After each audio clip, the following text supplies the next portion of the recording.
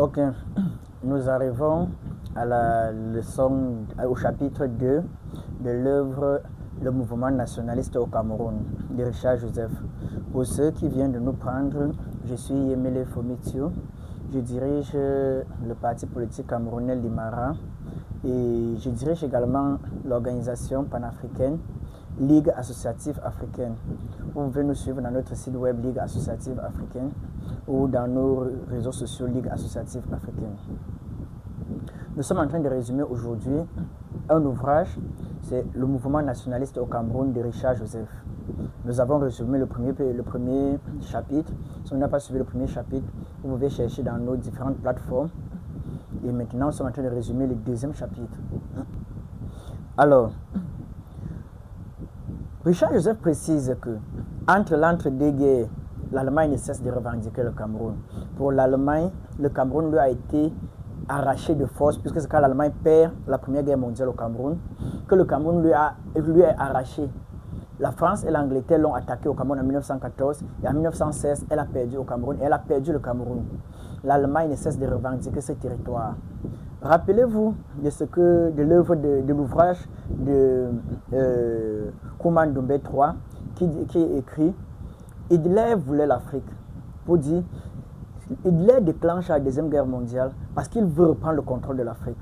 Et ici également, la Deuxième Guerre mondiale a été déclenchée également dans le cadre du Cameroun. L'Allemagne n'a cessé de revendiquer le Cameroun. Et plus l'Allemagne revendiquait le Cameroun, plus la France refusait d'investir au Cameroun parce que la France avait peur. La France avait peur de perdre ses territoires. Et comme la France refusait d'investir au Cameroun, ça poussait les Camerounais à s'organiser entre eux pour pouvoir créer des CDIC, c'est-à-dire des comités de défense des intérêts du Cameroun, pour pouvoir faire quelques réalisations au Cameroun. Plus l'Allemagne revendiquait le Cameroun, plus les Camerounais s'organisaient également.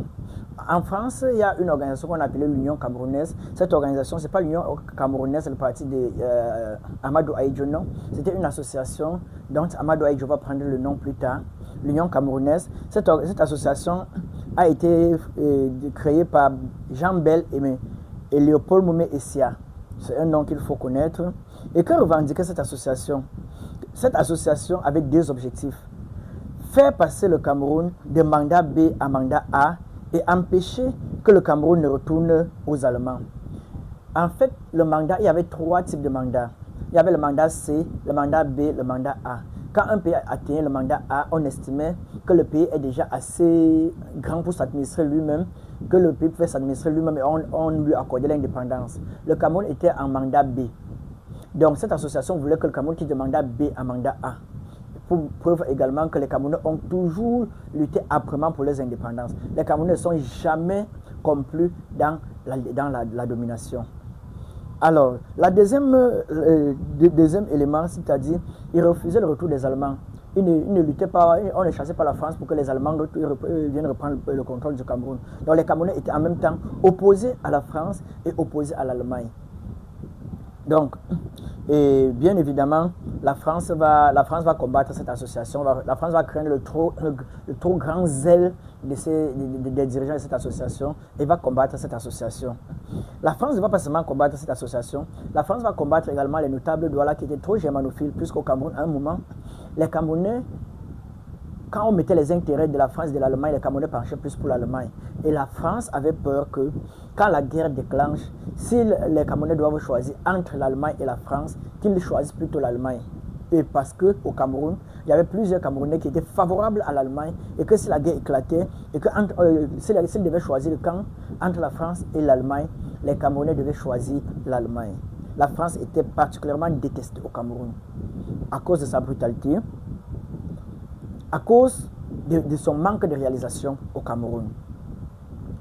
Donc, c'est pour lutter contre ce sentiment germanophile qu'il y avait au Cameroun que la France va recruter des personnalités jeunes, des personnalités inconnues jusque-là, et qui avaient un niveau intellectuel élevé, capable de rallier les populations. Et ces personnes, la France va les trouver parmi les intellectuels, parmi les fonctionnaires.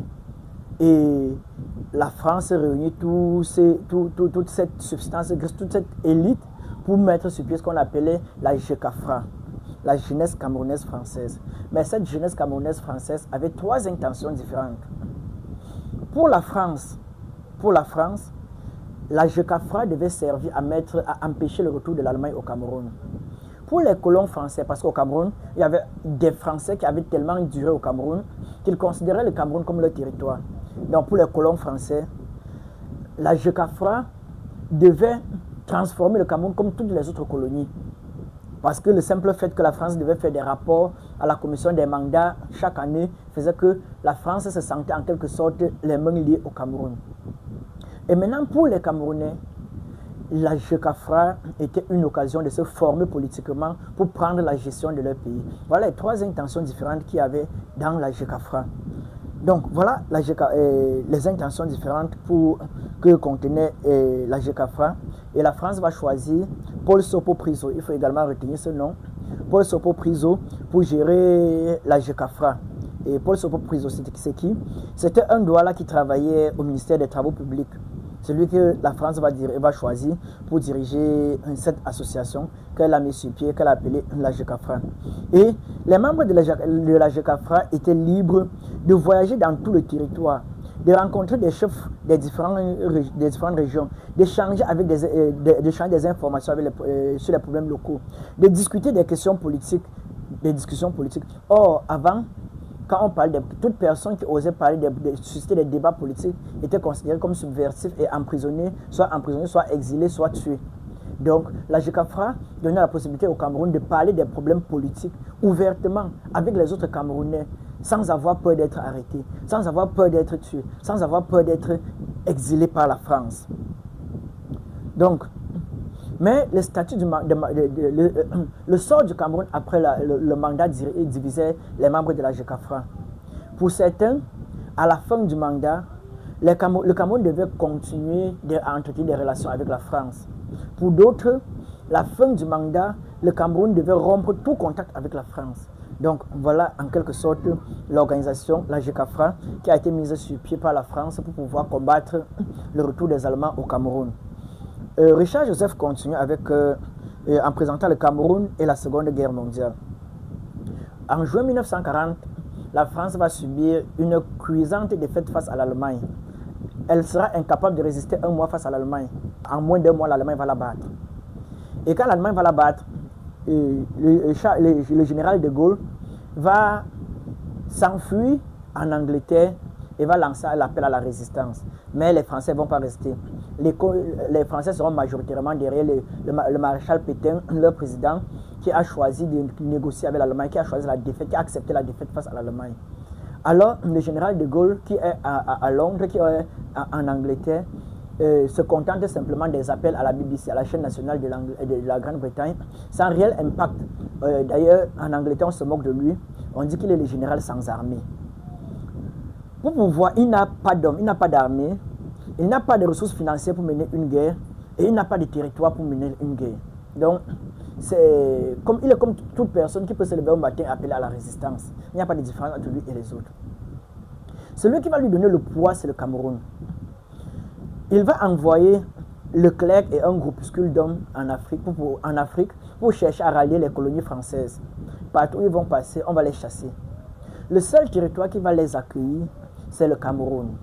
Rappelez-vous que les Camerounais luttaient depuis pour leur indépendance. Quand Leclerc va arriver au Cameroun, Leclerc va donner cette indépendance au Cameroun, l'indépendance du 27 août 1940. C'est pourquoi le Cameroun a trois indépendances. Le Cameroun n'a pas une seule indépendance.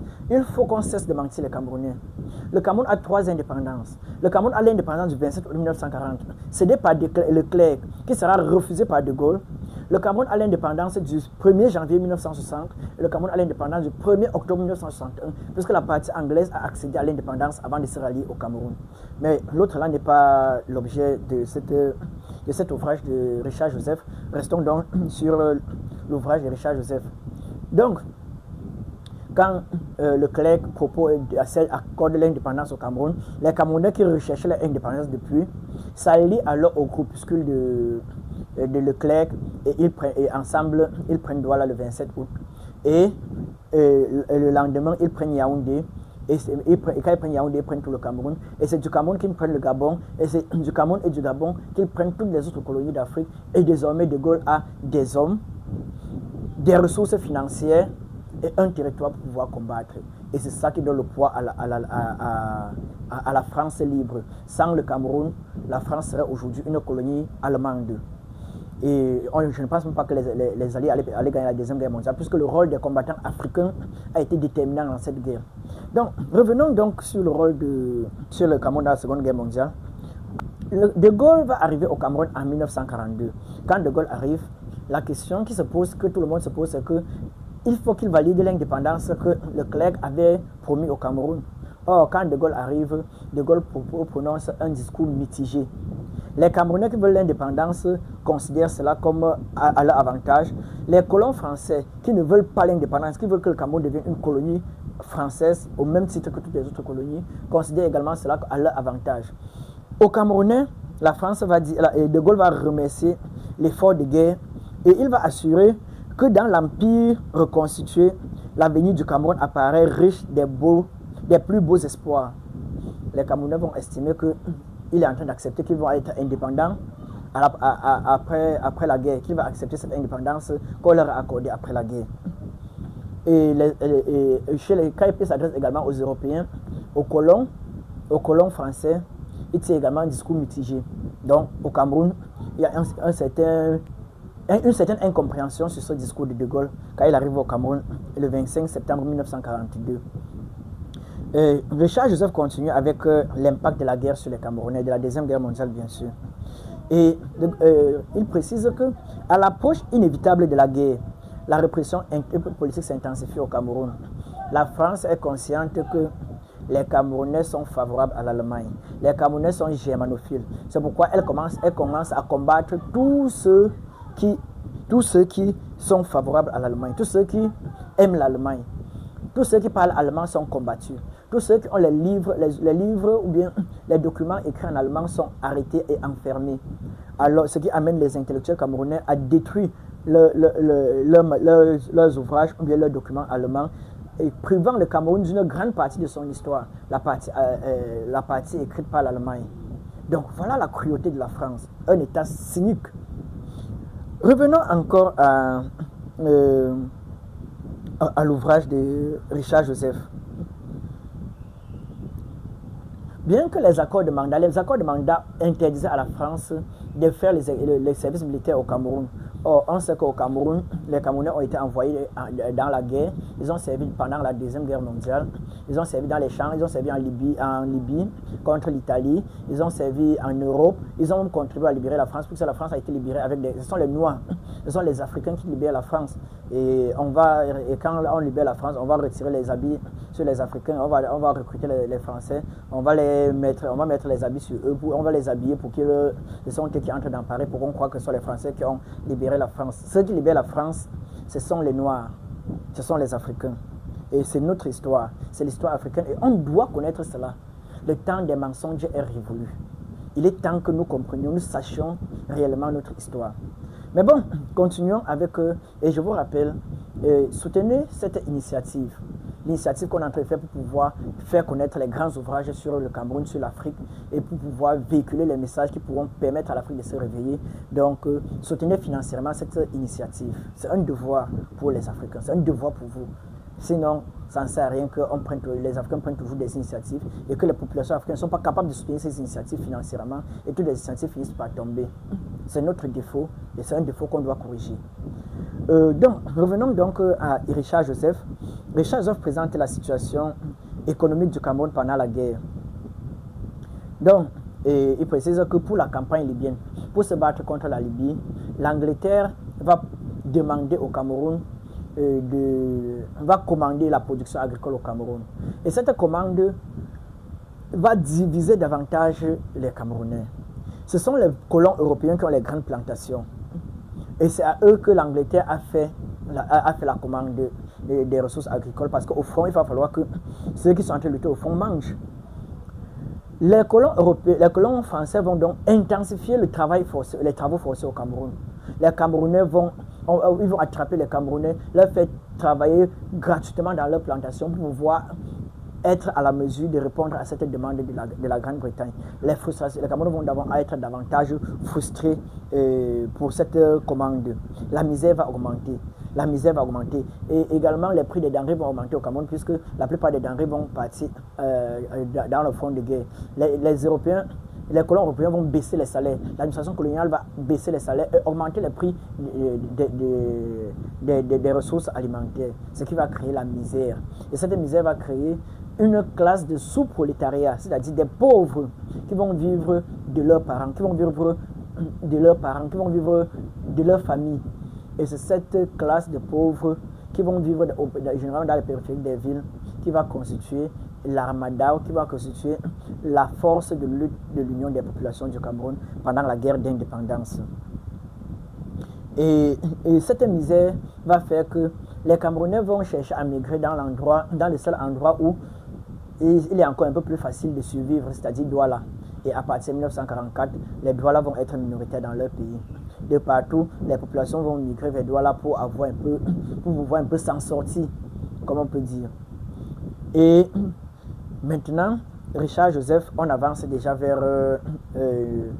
on plante déjà les décors de la guerre. On est en train de planter les décors, puis on est en train de présenter tous les événements qui ont conduit, qui ont favorisé à cette guerre d'indépendance. On est en train d'avancer maintenant vers la guerre.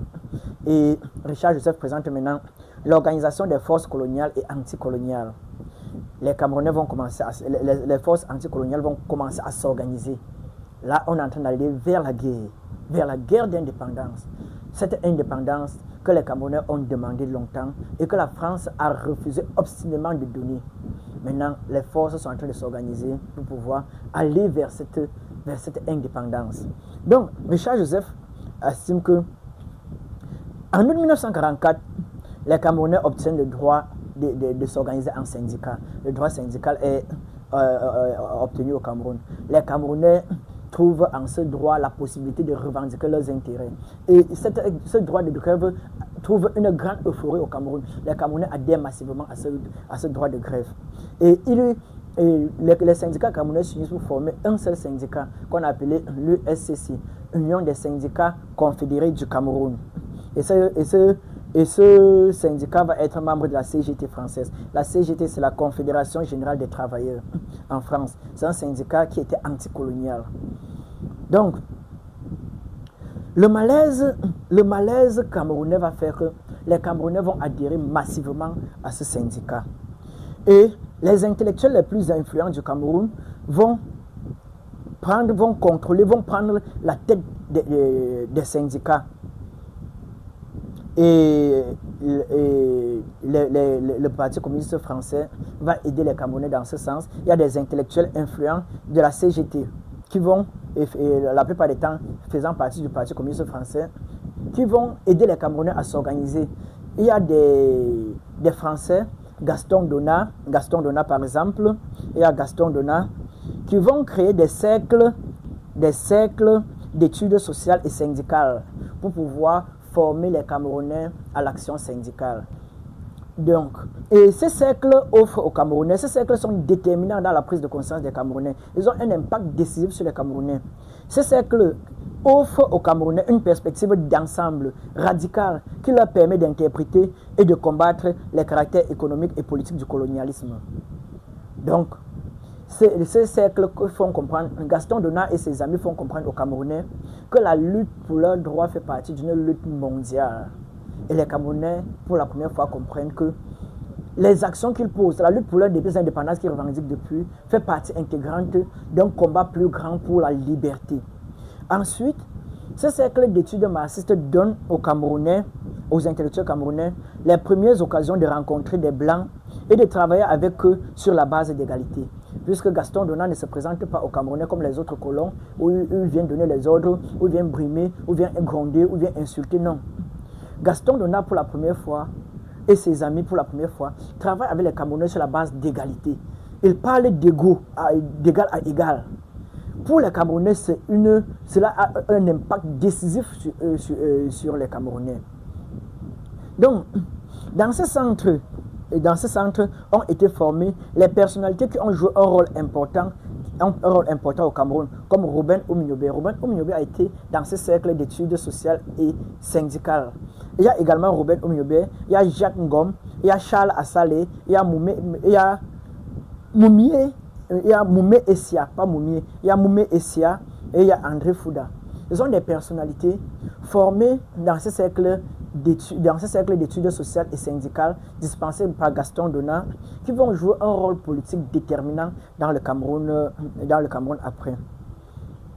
Donc, voilà. Et bien sûr, plus les Camerounais sont en train de s'organiser en syndicats, les colons français commencent à prendre peur.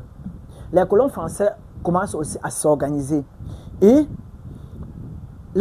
pour les colons européens qui se sont enrichis pendant la guerre, il faut s'organiser pour défendre leur position. Je vous ai montré que, Richard Zoff nous a montré que ces colons pendant la guerre se sont enrichis, ils ont accumulé de l'argent à cause des commandes que l'Angleterre a fait. Et ils ont appauvri les Camerounais.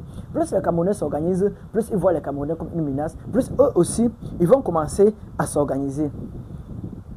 Ils vont commencer à comprendre que, ils savent que, après la guerre, ils seront confrontés à deux ennemis. Ils seront confrontés aux Camerounais qui sont en train de s'organiser à travers leur syndicat, l'USCC. Ils vont être confrontés à l'administration coloniale qui va chercher à réimposer sa domination sur eux. Rappelez-vous que la France a perdu la guerre. Quand la France a perdu la guerre, l'administration coloniale a été... les colonies sont passées sous le contrôle du maréchal Pétain, donc de l'Allemagne. Après, ils sont passés sous le contrôle, quand De Gaulle a relancé la résistance et que les Camerounais se sont battus, donc la colonie était en quelque sorte sous les ordres des colons français. L'administration n'avait plus un grand pouvoir, l'administration coloniale n'avait plus un grand pouvoir. L'administration de mandat, appelons administration coloniale, n'avait plus un grand pouvoir. Alors, ce qui a permis aux colons français qui ont eu un grand pouvoir, un rêve. Cela les a permis de rêver, de croire qu'ils peuvent facilement chasser l'administration coloniale et chasser l'administration coloniale de la France, prendre le contrôle du Cameroun et d'imposer un système de l'apartheid comme en Afrique du Sud. Voilà leur objectif. C'est pour cela que ils vont créer leur association. Leur association, c'est ASCOCAM, Association des colons du Cameroun. Ils vont créer cette association le 15 avril 1945. Et l'apogée de cette organisation sera le 2 septembre 1945, quand ils vont convoquer à Douala les États généraux de la colonisation française. Et cette conférence, les États généraux de la colonisation française, cette conférence avait pour objectif principal de déclarer l'opposition des colons français à l'extension des droits politiques aux Africains et la consolidation de leur pouvoir politique. Donc, voilà l'objectif des colons français. Ils ne veulent pas que les Camerounais prennent du pouvoir et ils veulent instituer au Cameroun un système de l'apartheid qu'ils vont avoir le contrôle, chasser les colons français, prendre le contrôle du Cameroun et instituer un système de division des races. La race blanche aura son territoire comme en Afrique du Sud et la race noire aura son territoire et la race noire ne sera pas autorisée à aller à entrer dans le territoire de la race blanche. C'est ce que les colons camerounais ont l'intention de faire. Et bien évidemment, il leur faut un moyen pour pouvoir montrer leur force, pour pouvoir montrer leur détermination. Et l'occasion va leur être donnée en 1945, quand ils vont choisir Douala pour démontrer leur force, pour démontrer leur résistance. On va donc arriver aux émeutes de septembre 1945. La grève générale de septembre 1945. Et ces émeutes, on va le voir tout à l'heure, vont opposer deux forces. L'USCC, l'Union des syndicats confédérés du Cameroun, qui est une occasion pour les Camerounais de montrer leur opposition à la colonisation, qu'on doit intensifier leurs droits syndicaux, leurs droits, améliorer leurs conditions de vie et surtout, à la fin de la guerre, les Camerounais, l'USCC de manière involontaire, c'est que, en fait, le message qui est en dessous, c'est que nous avons notre liberté, notre indépendance et nous devons nous battre pour donner de la valeur à cette indépendance. Pour les colons français, l'ASCOCAM, pas question d'indépendance. il nous faut prendre le contrôle du Cameroun. Et ces deux intentions différentes vont se rencontrer à la grève générale de septembre 1945 à Douala. Donc, tandis que, on continue avec Richard Joseph, tandis que les colons s'organisaient, les syndicats se consolidaient. En juin 1945, ils avaient fusionné pour former l'Union des syndicats confédérés du Cameroun. La France regardait en silence. La France regardait les deux forces s'organiser. Elle regardait, l'administration française regardait. Les syndicats, voilà pour les syndicats, leur économie, leurs ennemis. Les syndicats devaient non seulement affronter l'opposition des patrons blancs, mais aussi l'administration coloniale, les colons qui dirigeaient la chambre des collèges, qui dirigeaient la chambre du commerce, l'ASCOCAM et le clergé catholique. Voilà les ennemis que les Noirs devaient affronter, que l'USCC devait affronter. Pour l'ASCOCAM, il devait affronter deux ennemis, l'administration coloniale qui lui est favorable d'ailleurs, et l'Union des syndicats confédérés du Cameroun.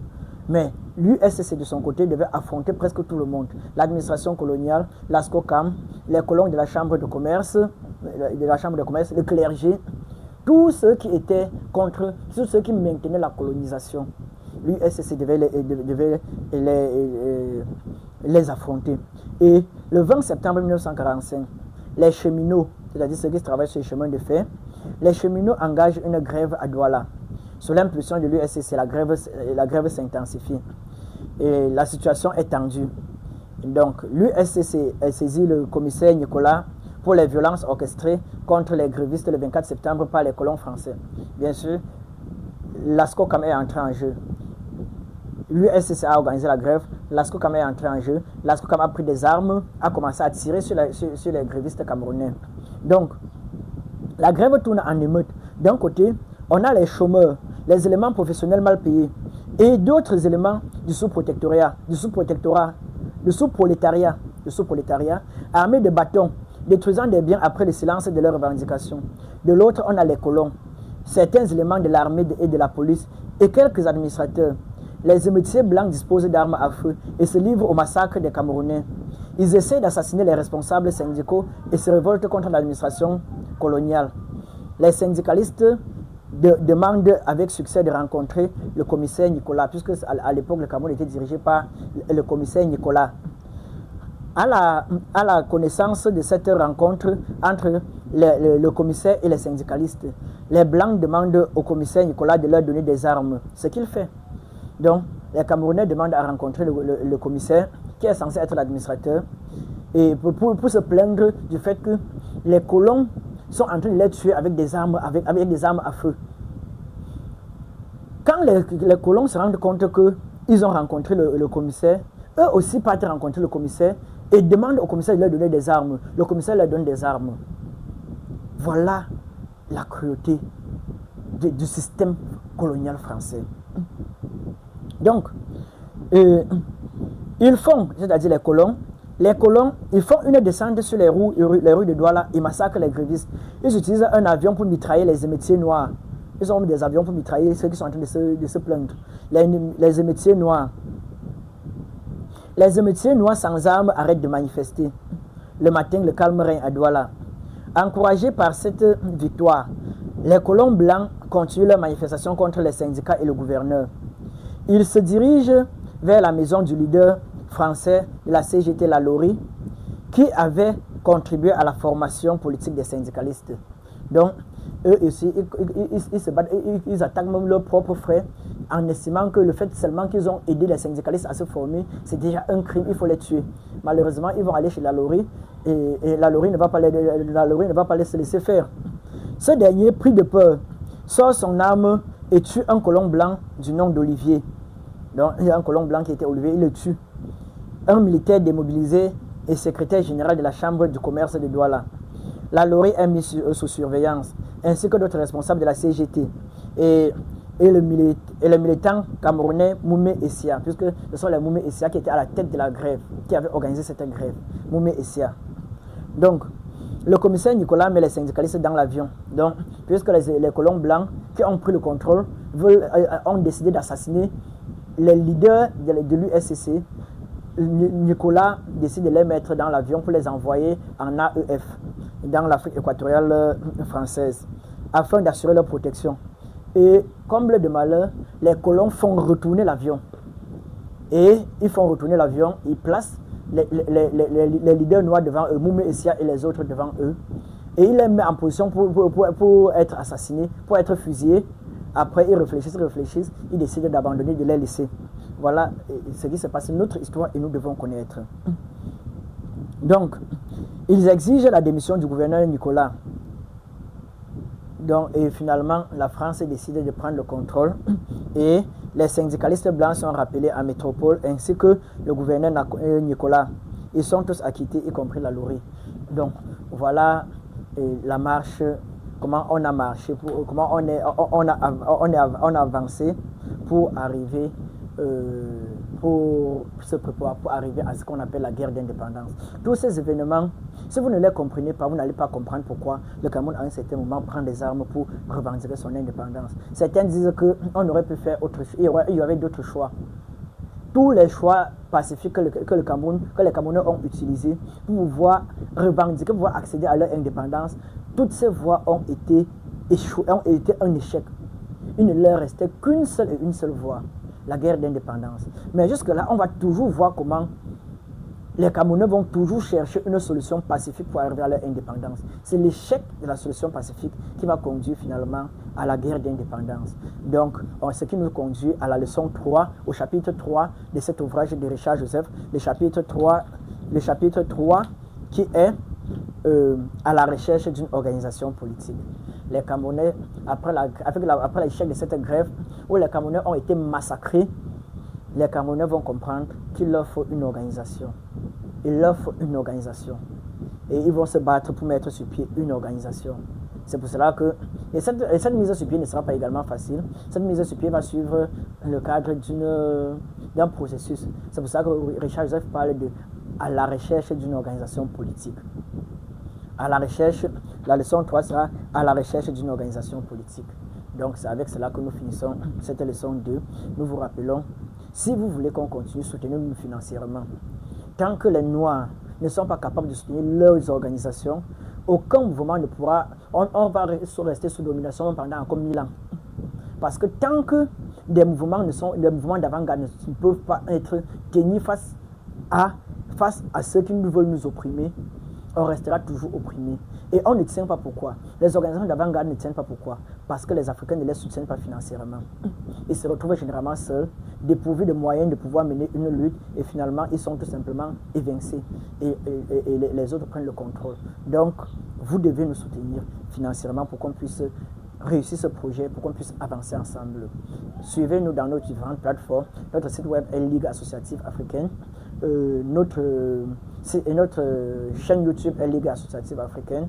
Notre page Facebook, Ligue Associative Africaine. Suivez-nous dans d'autres plateformes. Et on se retrouve à la leçon 3. Tout à l'heure, à la leçon 3. Pas à la leçon 3, au chapitre 3, autant pour moi. Tout à l'heure, au chapitre 3.